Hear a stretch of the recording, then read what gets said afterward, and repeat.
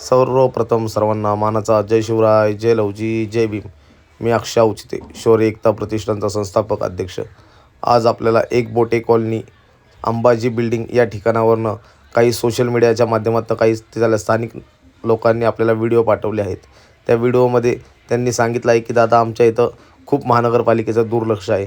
आज कित्येक दिवसापासून पाचोळा कचऱ्याचा खूप मोठा त्रास त्यांना होतो. तसेच ड्रेनेजची मेन लाईन ही पूर्णपणे तुंबलेली असल्यामुळे खूप घाण वास येतो. तरीही पुणे महानगरपालिका इथं दुर्लक्ष करते.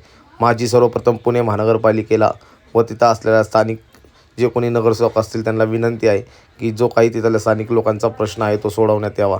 आणि तसेच तुम्ही बघू शकता, पाऊस पडून 2, 3, 4 दिवस झाले असतील, पण त्या पावसामुळं पडलेल्या झाडांचा अजूनही फांद्या वगैरे तशाच रोडवर पडलेले आहेत. त्याच्यामुळं लोकांना फुटपाथवरनं चालता येत नाही, खूप त्रासातनं जावं लागते. मी महानगरपालिकेला विनंती करतो की लवकर याची दखल घ्यावी. जय शिवराय, जय लवजी, जय भीम.